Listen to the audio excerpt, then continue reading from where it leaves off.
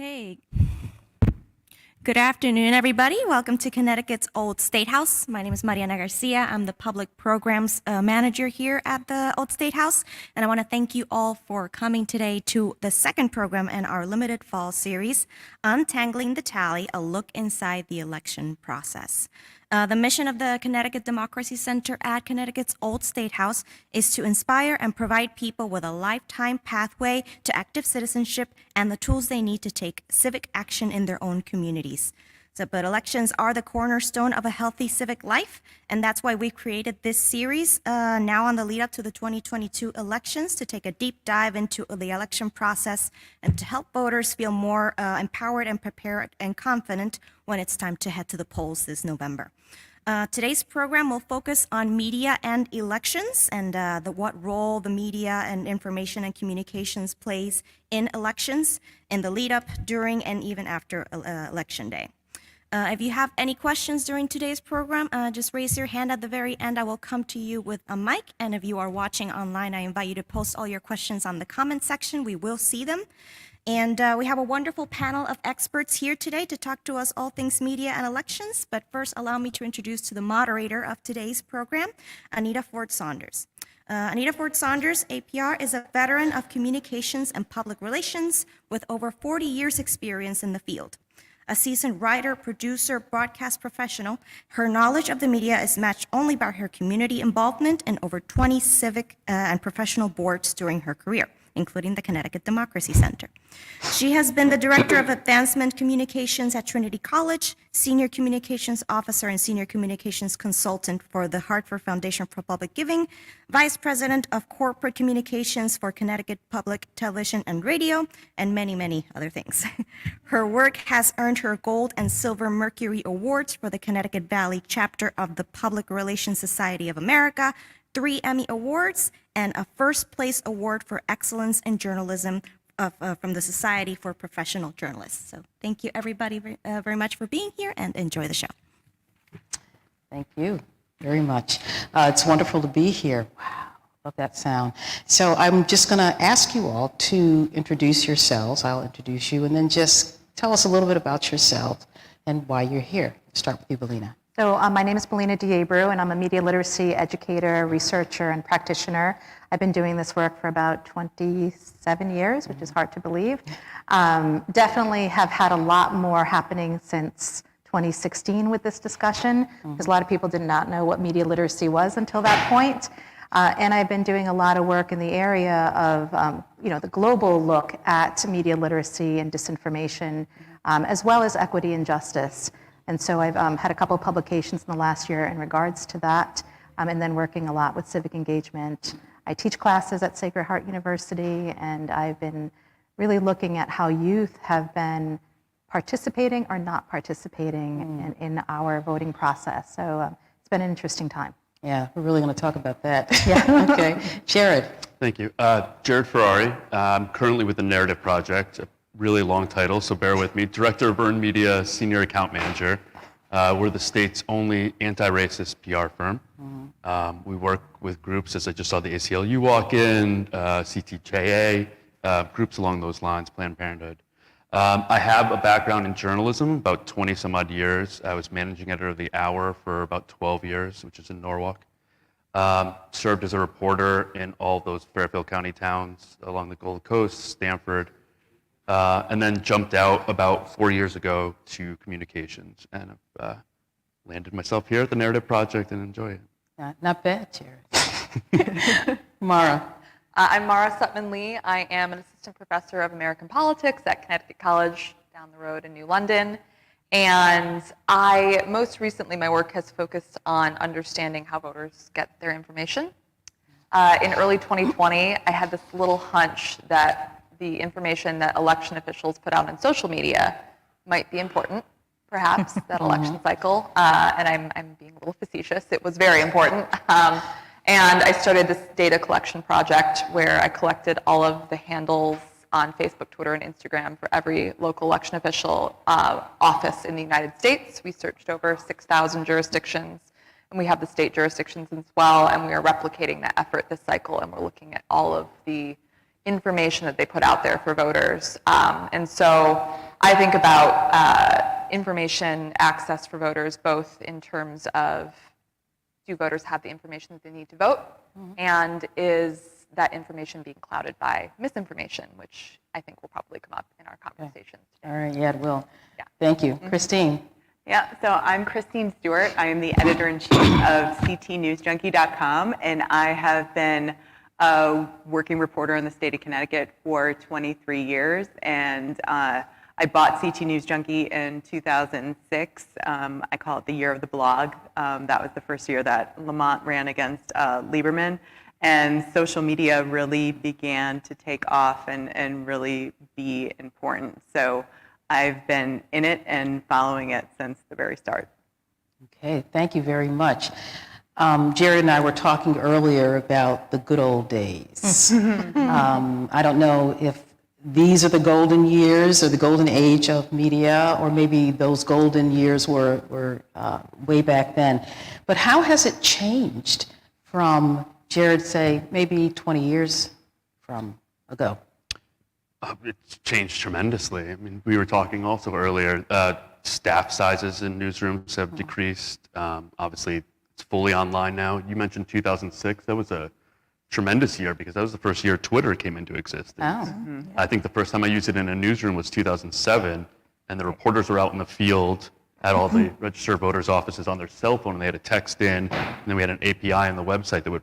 So from there, it's just changed dramatically. Staff's reduced, shifted focus, ad revenue went down. I'm talking from a print perspective because I'm old and that's how I look at the media. So excuse me if I do that. But yeah, I mean, tremendous changes. And so it has been a change. How have we, the media, risen to that occasion? How have we changed to accommodate how we give information out and how people take information in? Right.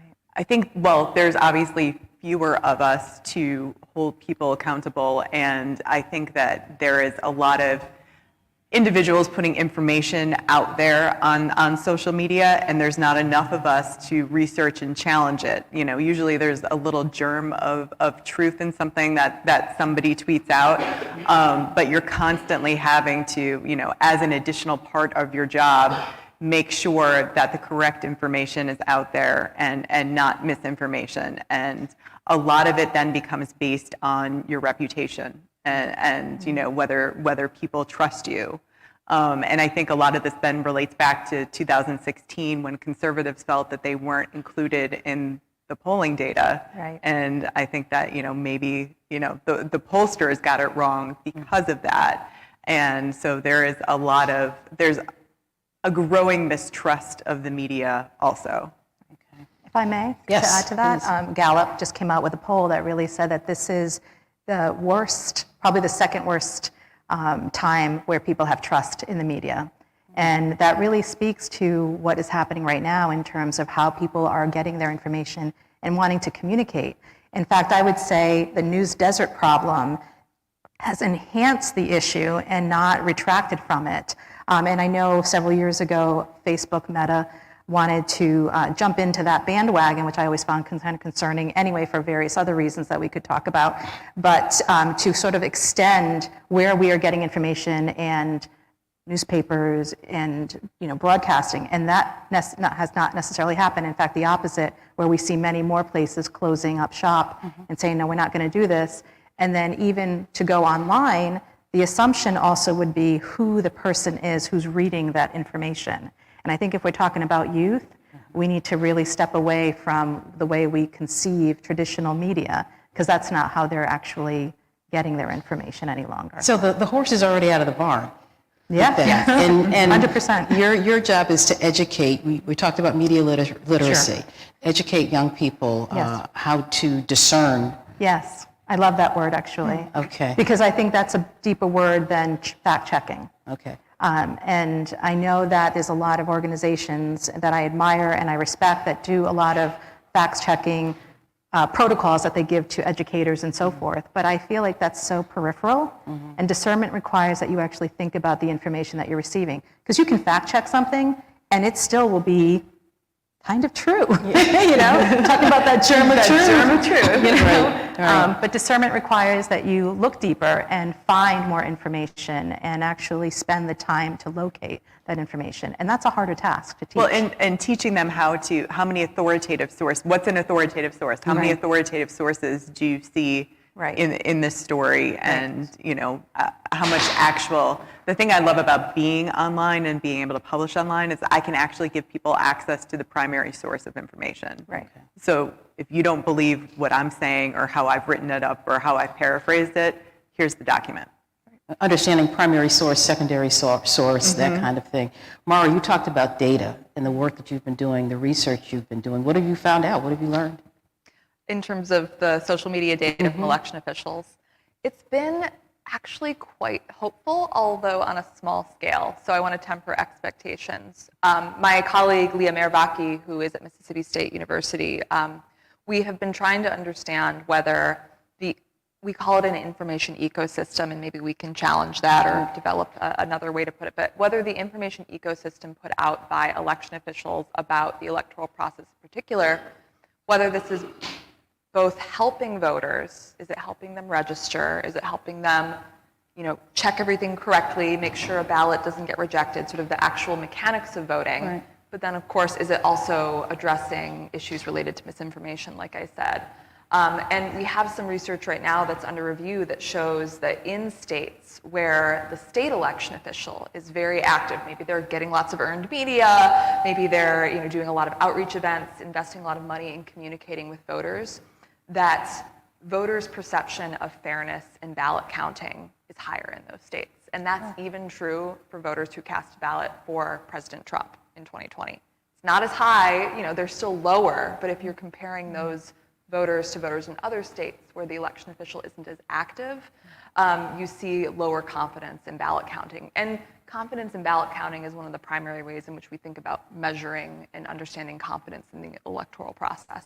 So like I said, there's some tepid hope, I think, that my work has to offer.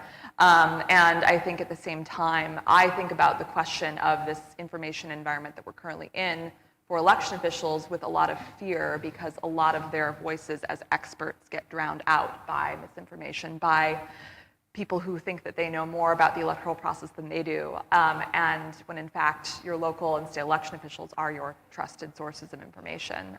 So it's an uphill battle, but there's some encouraging things that we're finding. That's where the fourth state comes in. You need a journalist in those rooms at all times when the votes are being counted. Yes. You need that outside trusted source. And to our comments before about staffing, you don't have the ability to have multiple reporters in every town in Connecticut. We're lucky in Connecticut to have the News Junkie, the Mirror, because on a state level, we have high-level reporting that's still being done. They made the transition. That's the small towns around that kind of add up to the greater sum that don't have that. We're starting to come around in Connecticut a little bit, but we're about 10 to 15 years behind, but we're still ahead of a lot of other people. I know in Monroe, there's a former colleague that just started an online paper. And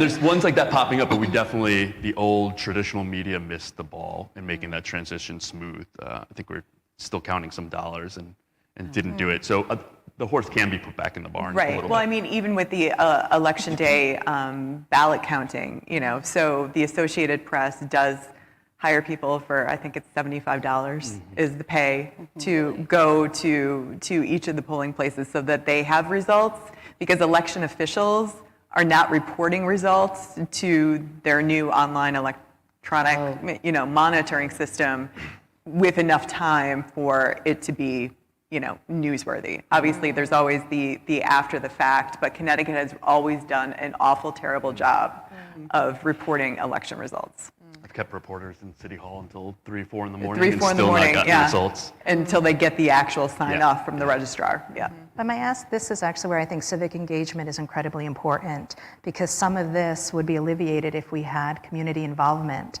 in this process to the extent where people felt comfortable. I think one of the things that happens is that someone who's outside of the community comes and there's a distrust factor already in play.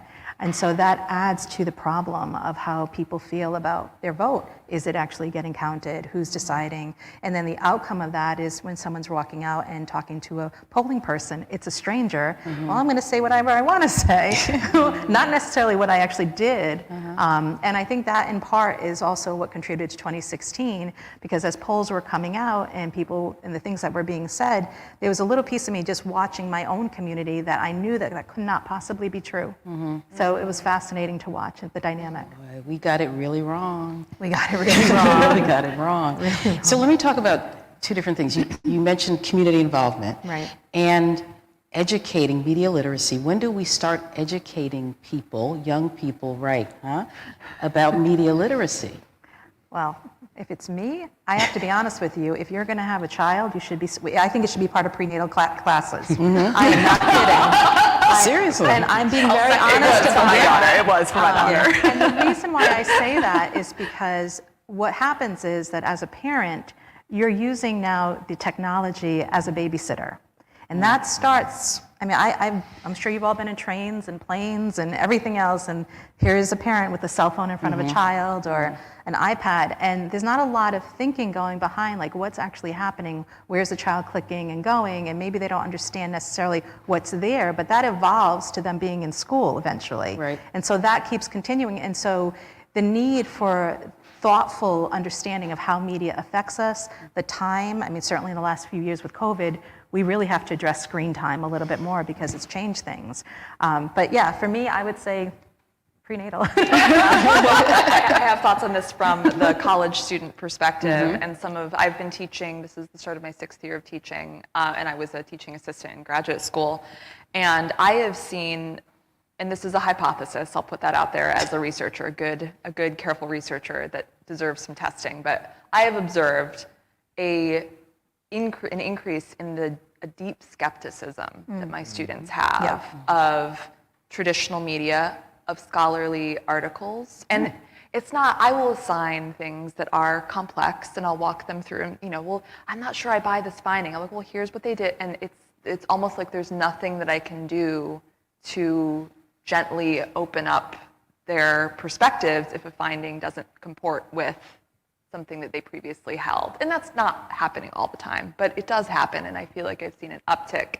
And so I would love to see more media literacy and just, I think, scholarly literacy of how do you discern and understand probability and statistics. And I was having this conversation with my students yesterday, probabilities are tricky things to communicate, and that's why we get outcomes like 2016 and misunderstandings among a lot of folks. So I've seen a big shift in my students over time. Skepticism and discernment. Yes. Okay, you talked about your 13-year-old, right? Yeah, I was trying to wait, but yeah, it's funny. I worry more about my mother with online news because she can fall victim to the Facebook post. My 13-year-old doesn't believe anything he sees online anymore. Just kind of, not in a negative way, but like I know it's all kind of could be questionable, so I'll stay away.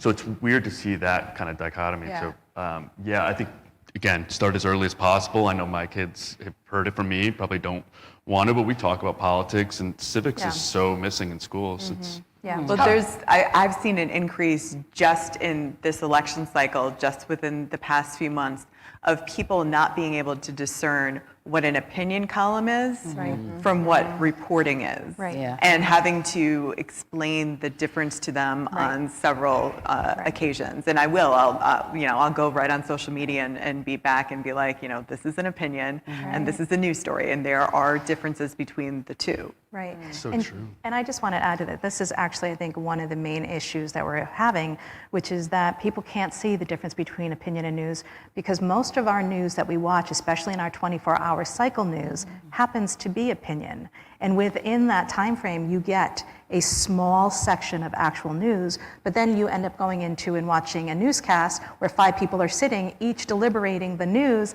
So that's no longer fact as much as it is someone who's an expert in this area. And I kind of feel like somewhere along the line, Ted Koppel, I don't know if you remember who Ted Koppel was from Nightline. People who are young probably won't know who Ted Koppel is. But I remember hearing him at a talk, saying that, once we stepped into news becoming opinion pieces and not, segmented to the opinion section of a newspaper, but it's actually as part of the news, we've lost people's trust.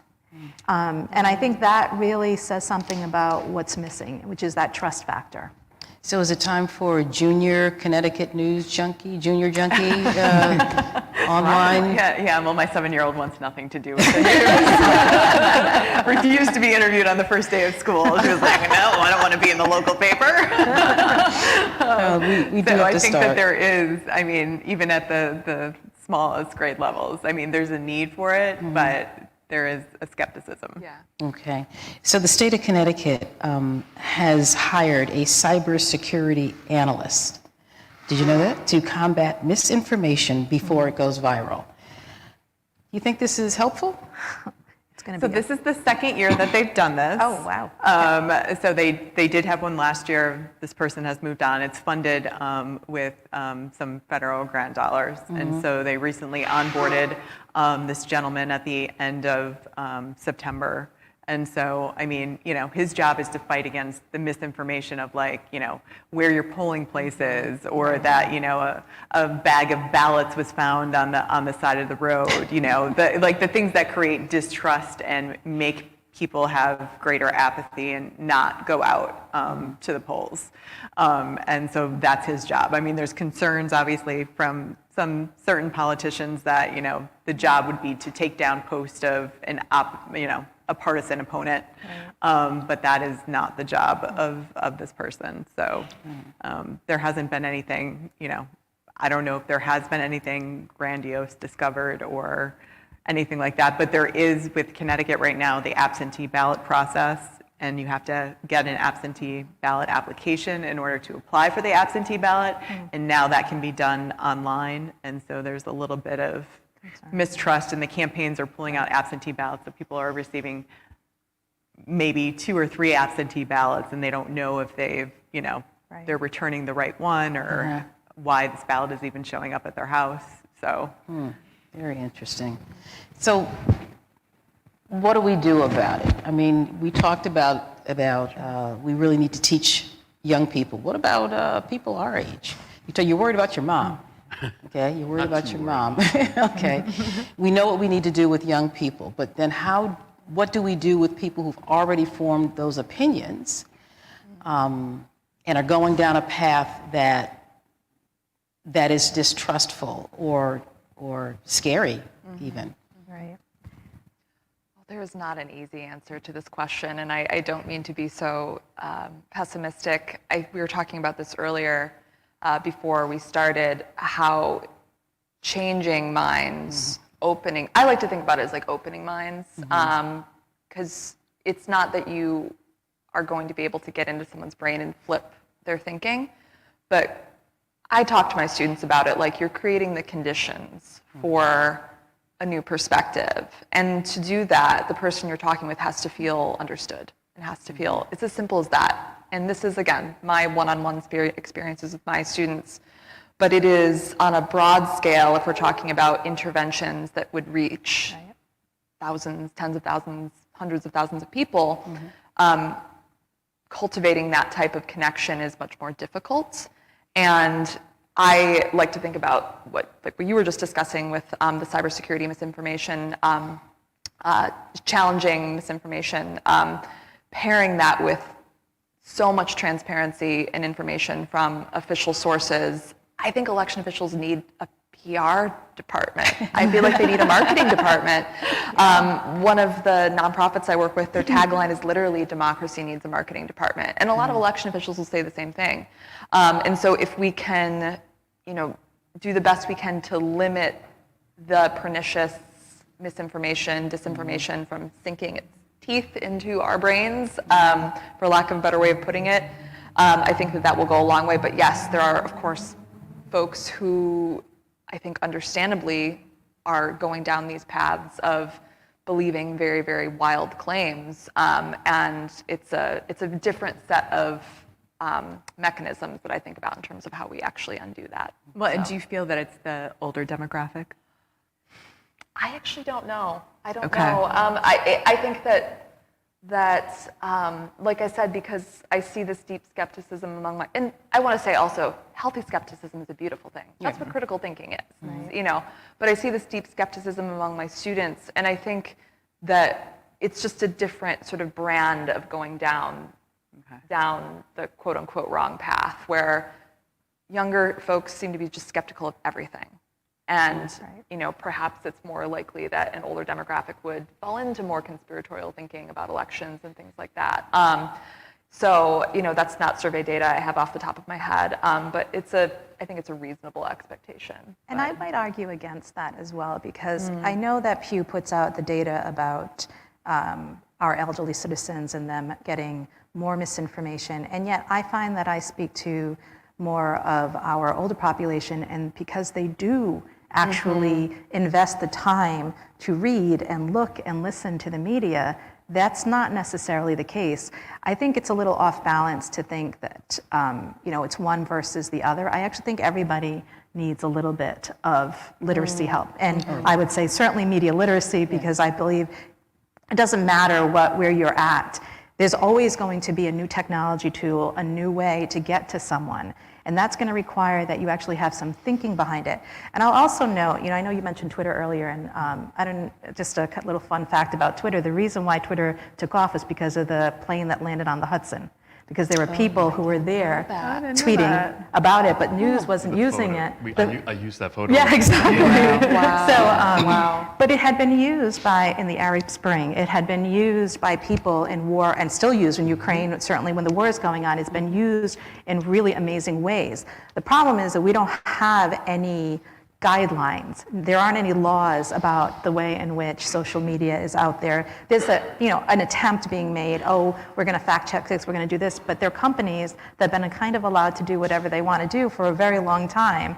Right. And so what's the next thing? And for me, I think it's looking at the algorithm, which is actually kind of concerning to think that the cyber security person won't necessarily be looking at that, which I actually think is the most important thing. Well, and they change it every day, so how do you keep up? Right.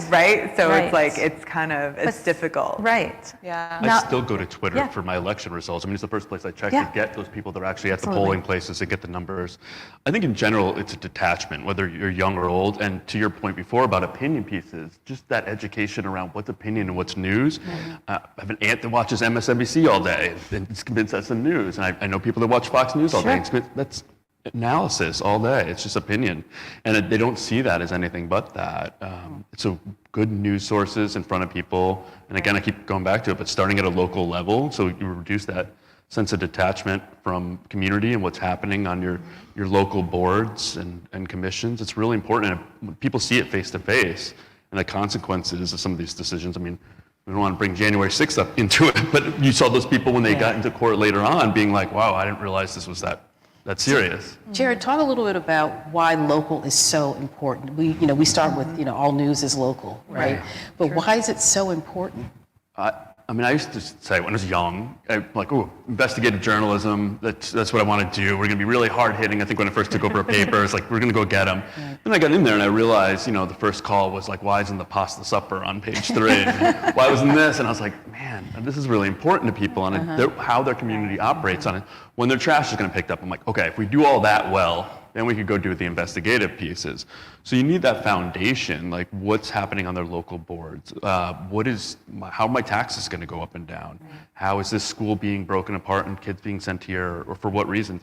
So you have to start with that, and then you could kind of dig deeper if you have the staff to do it. Right. I mean, there's no such thing as investigative reporting as far as I'm concerned. Yeah. I think the local reporter who is on the beat every day is going to see what they need to see to be able to do the story. And then what happens, because I worked for them, the New York Times comes in and they swoop in and they just parachute in and they pretty much redo the story and just make it into more of a national one.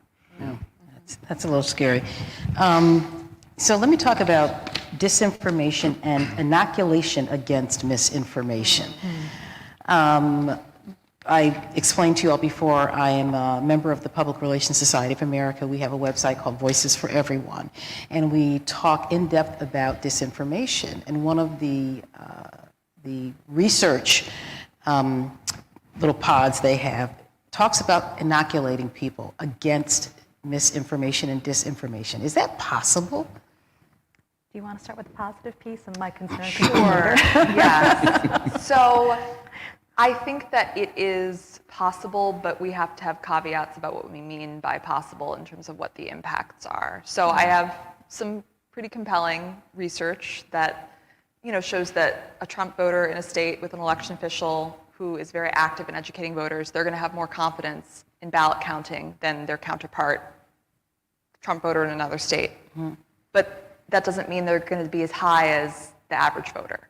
Like, it's not going to close the gap. And so I think that we have to think much more complex than just putting a lot of information out there when we're talking about I think about it as like there's a confidence gap. We have, we know that folks who select losing candidates in elections, they're just generally less likely to have confidence because well, maybe something was wrong. Like, how could I have selected a losing candidate?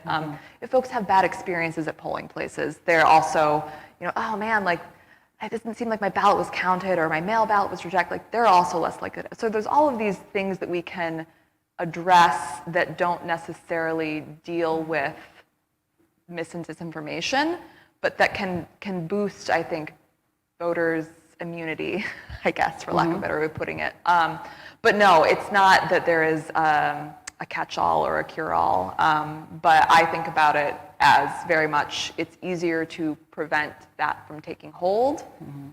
It's still challenging than it is to change minds, but I would love to hear your thoughts on it. So I guess for me, that it comes down to words matter. And when you use a word like inoculation, it sounds like a one-time shot. And this is a lifelong skill. When I'm talking about media literacy education, and this is why I say it should be at birth, it's really about a lifelong skill. If we want people to think deeply, to discern, it's the questions that you have to ask every day. Who constructed the message? Why is this out there? Who's paying for it? What's the profit behind it?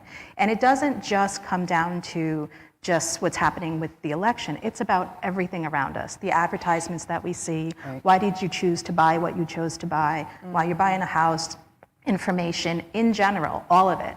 And I find the word inoculation ends up also now getting associated with COVID. Yeah. Okay. Which is another negative to add into it that really, I think, is a turnoff for people to think about where media literacy education, is it important, or is it just another political thing, which is really problematic if we really want to teach people about skills and discernment. Okay.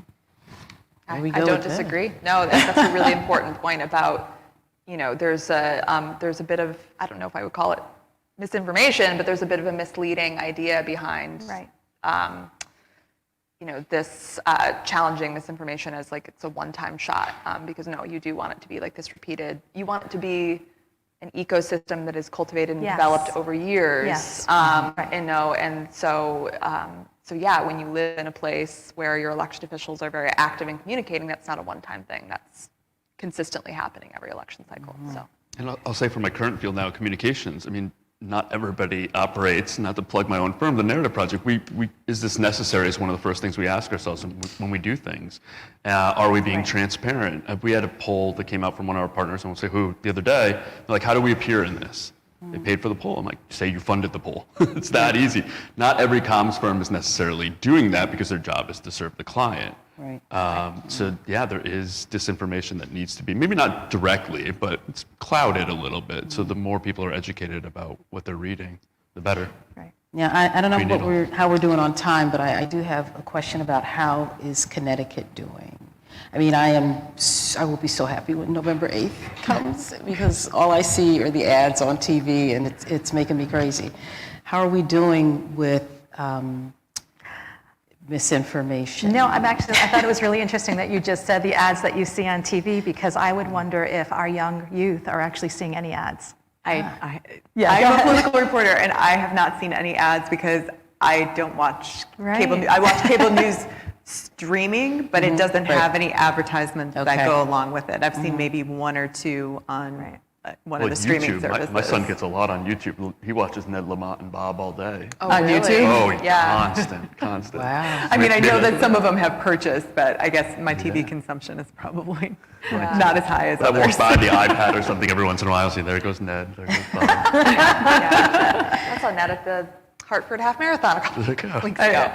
I have seen, the one thing I've seen come up in my own feeds is the issue about early voting. That's, in terms of, and so I don't know if that's being exposed to, our students are on TikTok more. There is a and on- campaign There's a behind campaign it. that's So happening, yeah. I don't use TikTok, and I don't really want to. Right, yeah, I'm a little. Seems like, so I don't know how much is actually happening on there. It hasn't made the news cycle. So. Yeah, no. It's just something I was like, why am I seeing this on my Instagram? It was very surprised to see it there, but I haven't seen any other candidate ads or anything like that. Do a panel with our children next Oh week. my I know. Well, I will tell you, Yeah. unofficially, when I polled my college students, they aren't very much interested at the midterms. Wow. So I think that really is interesting. And Yeah. but a year ago or 2 years ago now, wow, first time ever, almost every student sat in my class said they voted, which was amazing to me. Okay. But over the course of time, and I think this really is something about this idea of apathy. The New York Times just had a piece about apathy. And, will people actually come out to vote if they're just so disengaged and they distrust everything and they distrust the system that's in place for voting? And that's hugely problematic because that's about a democracy now. And I really think we really need to work on that piece. And I think that brings it back to what Jared said is we need civics classes to really step up the game young. Well, so what I find disappointing is, so every year we have a voter guide, and we ask 10 questions. Obviously, we're a newspaper, so we're not partisan. We're not supporting anything. We're not, the NRA or Planned Parenthood or anything. So a lot of candidates fill out these surveys for the organizations to get their endorsement. This is just a straight up survey to let people know where they stand. And participation in that by the candidates is down like 75%. Which is super disappointing. And so I spoke to people about it. I was like, why aren't you participating, or why did you participate? And the people who aren't participating think that they can reach voters in other ways on their own, through social media, through door knocking. But I was like, this is a one-stop shop where you can use it and then you can share it on social and say, hey, I endorse this person. So it's been a little bit of a campaign policy, disappointing, it's been, right, exactly. To not fill out surveys. That's our campaign policy, don't fill out surveys. No, I mean, it's like, oh, I delegated that to my staffer to do. Oh, I delegated that to, Wow. somebody else to do. And So it's not important to them. It's not important to them. So, you jumped into my next question about disengaging from consuming the news, and how is that going to affect our society, our democracy going forward? I think that's a really important question to ask because we're already there. Yeah. And it's really concerning when something really important is happening and we need people to vote and people choose not to. So for me, I think this is where it's really important to talk about things at the community level. Honestly, the politician who door knocks, I think, has a better chance at this point right now because he's vested in his community than someone sees on a platform but never really actually gets to feel connected to because they're only getting them through media. So it's I think it's going to be a really interesting time that we're in from this election forward about where it is that our candidates are going to be. That's my. I haven't even gotten any mailers this year, which is, direct Got mail. a It's usually couple, like yeah. you're throwing them in Yeah. the recycling bin constantly. But I think the problem this year is that even with the door knocking, I think there's such a partisan divide at the moment that even if they know Connecticut is known for ticket splitting. It does ticket splitting all the time. If you know your local state rep, you're Right. going to vote for them, whether, Right. you're a Democrat or Republican, you're going to vote for them because you know them. They're your neighbors. You know that they have your best intentions in mind. But I don't think that's going to happen this year. I think people are going to vote straight party. Really? I also think, and I'm sorry, I hope I'm apologize if I'm jumping in here, but my worry really is that we don't listen to people. We don't really listen to people's concern. On a national level, if you look at the news in the last 2 years, there's 3 stories that have kind of taken over. And the most recent one was the Queen, I'll be honest, that took over and bumped everything out. the Ukraine, the stuff that's happening in Ukraine, and January 6th. There is a whole big country with a lot of issues, and we don't see them represented in our media. Right. And this kind of brings us back to that first question about, do we see the news where we need it to be? It has in part to do with news deserts, but the other issue is, right after 2016, the New York Times did this map of where media is in the country. And most of our media is segregated to the East Coast and the West Coast. It does not filter into the middle of the country. So how can you represent a whole entire country if you're not even participating in the concerns of the people who live in those spaces? So, the chances of us having a surprise election isn't so surprising if the media is never looking in that direction. I don't want to be Debbie Downer. You talked about the horse being out of the barn, way, way, way out of the barn. Right. Can we come back?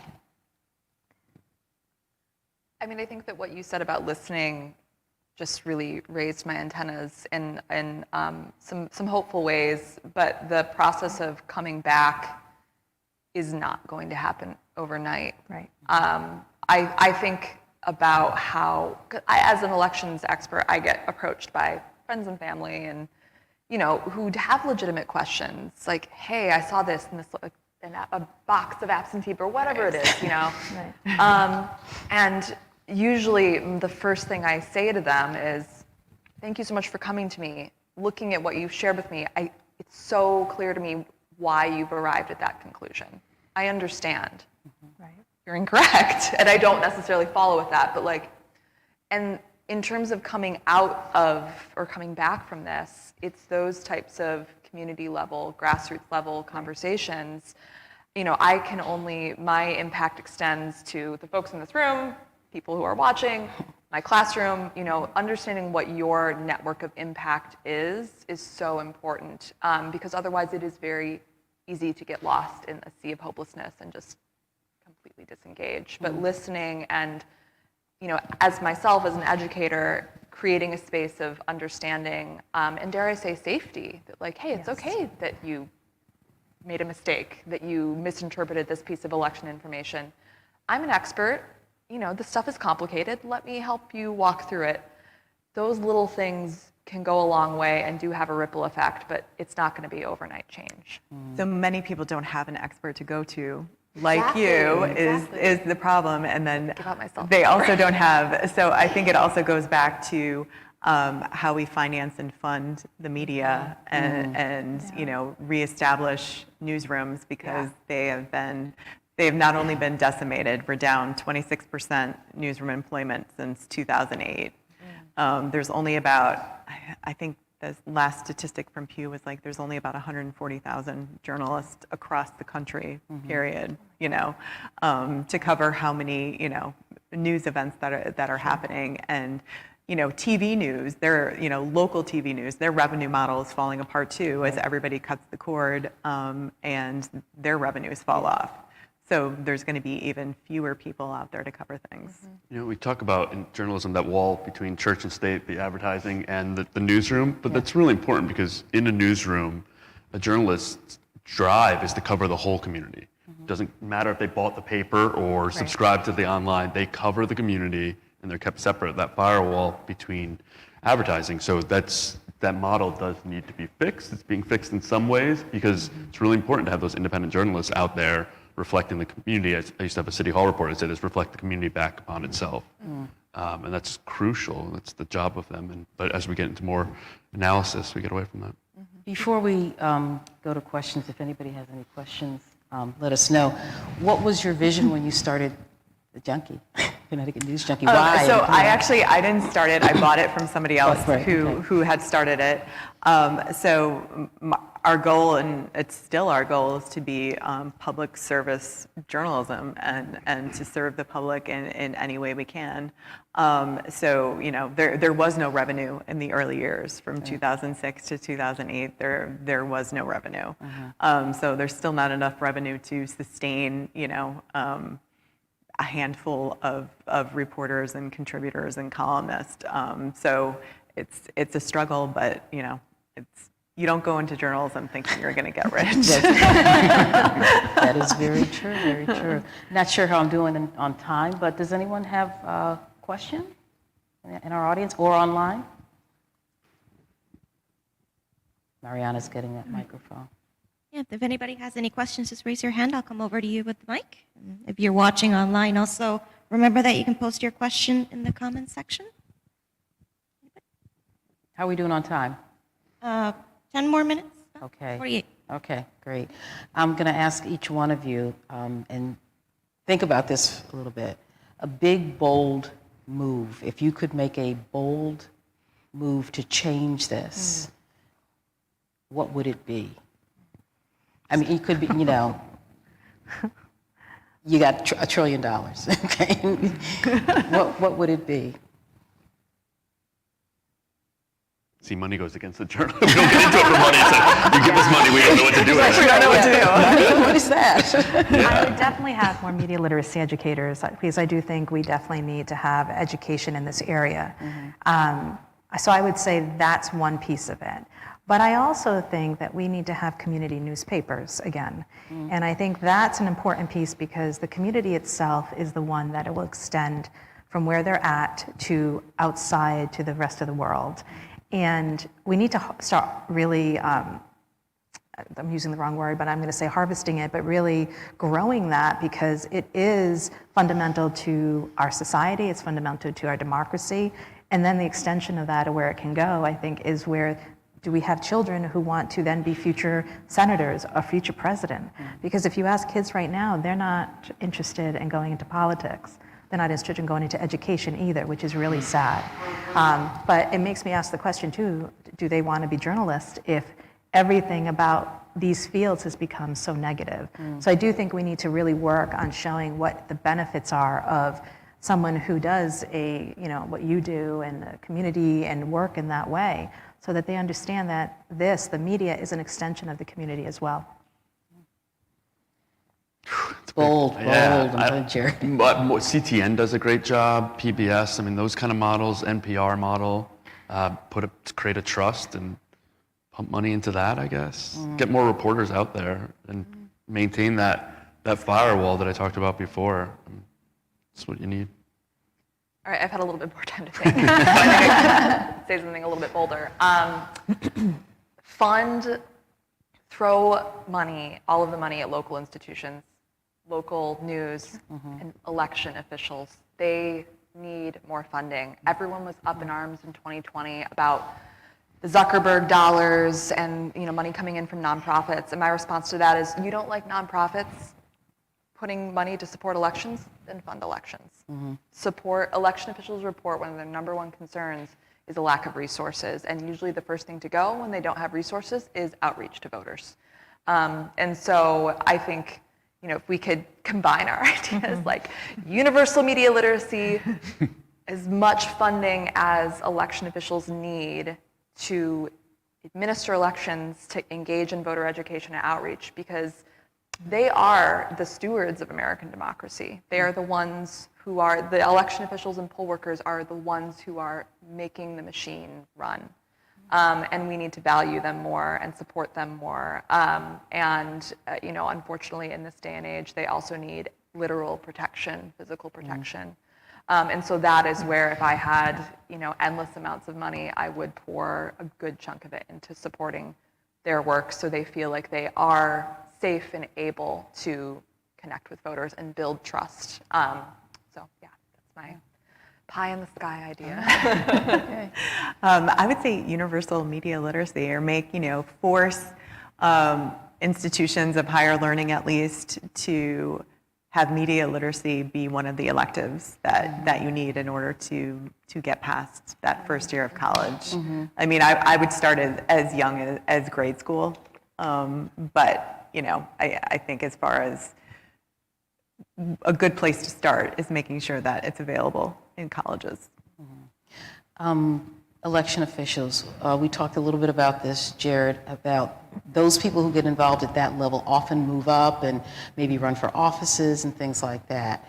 So how can we not affect that so much, but how do we make sure that those people are educated and can discern between, and don't take sides when it comes to being an election official, and then they move on or up to something Well, Connecticut's more about. weird and everything. They're weird in this too, where they have like one from each political party, sometimes a third party. They're also registered voters offices are very underfunded. I mean, they do work And they're also hard. elected They're also elected. themselves. And we don't think that that's important, though. On the local level, we don't. Yeah, you have Nobody you don't really even talks know who about it that. is. No. They're not trained in, No. vote counting for the most part, but Right. they're ongoing training, ongoing education is very important in those roles. So maybe we need to focus on that a little bit. Well, because there's little money. I mean, you look at we have per year, it's about a $42 billion budget for the state of Connecticut. The Secretary of State's office gets $20 million. I mean, at most for its entire office and all of the staff that it funds. And then some of that money then trickles down to cities and towns, but there's not a lot of money there. Does anybody have any questions here in the audience? We do have a question.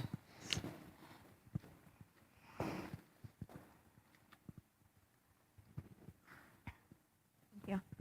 So you guys briefly touched on talking about social media and how they're relatively allowed to do whatever they want. And so I was curious what you guys think regulation or limitations on social media could look like in the future or should look like in the future. Really good question. That is a good question. Yeah.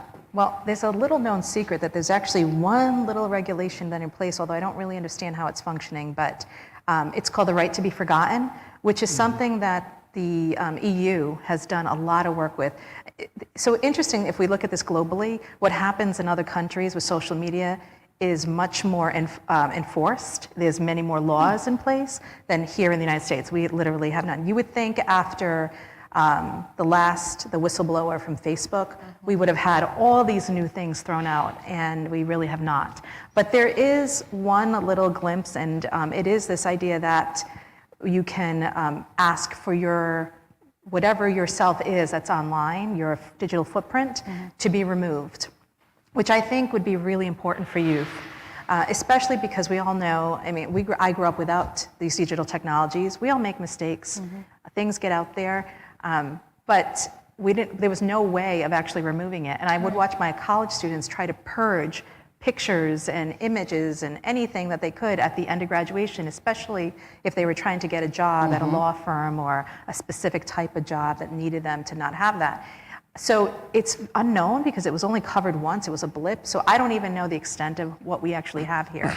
I do think we need to have more oversight and so the internet, when it came out, was supposed to be this amazing thing, right? Right, yeah. You know, we loved it because it was this first place where you could go and you could say whatever you want and do whatever you want. And I don't think anybody thought about consequences. No. And I still think it should be that to a certain extent.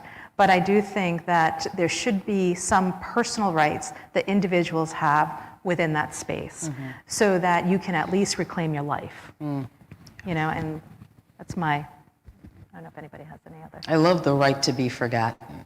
Yeah. Yeah. Other Yeah, I thoughts? don't know about regulation. I mean, you got to kind of hope they phase themselves out. Twitter had such great potential in the beginning, that 2006, 2007, up until whatever it was, and then it became a vacuum of journalists talking to each other, and then it just became A vacuum. junk. Yeah. Yeah. And the other, I mean, you have to let them phase it. I don't know if regulation will help it, because people just find something to poke holes in it. Just got to create better products. I mean, I do believe in technology advancing and making us better, but I don't know if regulation helps. Yeah, I think given the legal system in the United States, regulation that would be helpful is not likely.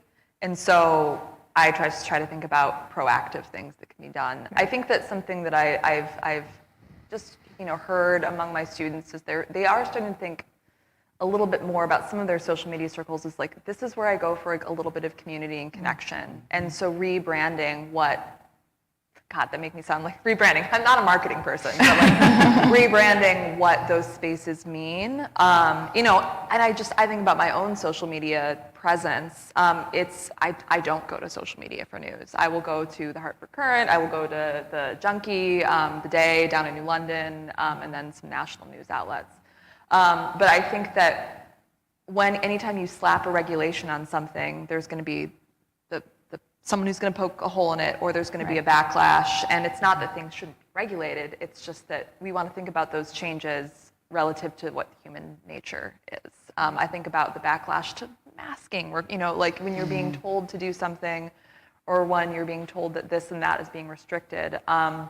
We also have to, come at it from the bottom up and sort of a re-education of folks in a way that encourages them to sort of step out of the vicious cycle of, being in their own bubble on social media, and seeing the same things posted and, not really stepping outside of themselves when it comes to the news that they're consuming. I think as far as regulation is concerned, I don't think it's possible to regulate these entities based on the current state of our government and the organizations that we have set up as watchdog organizations. The Consumer Finance Bureau was just found unconstitutional for the way it's funded. So, I have no faith that they'd be able to take on any of this. Funded through the Treasury, right? Right, funded through the Treasury and not the Congress. I thought I was a Debbie Downer. Any other questions? All right. Thank you all so very much. This has been a stimulating, interesting conversation. I hope everyone has enjoyed it. Thank you, Belina. Thank you, Jared. Thank you, Mara. And thank you, Christine, very much. Thank you. Thank you.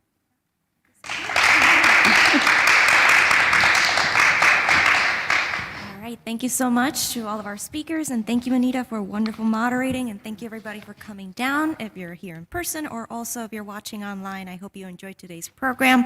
I do invite you to come back next week for the third and final panel discussion in our Untangling the Tally series. Next week is going to be all about the barriers to voting. It's going to be moderated by Val Ramos from the Everyday Democracy, and we have also another great panel of experts to talk about the barriers to voting. Before you head out, we do have an election cake bake-off event coming up in November the 5th. That's a Saturday. It's going to be right here. You'll get to see a bunch of really cool cakes. They're going to be judged, and we're going to crown a winner. You're very welcome to come to that event. It's going to be really, really fun. That's the 5th of November. And I hope you enjoyed today's program and have a wonderful rest of your day.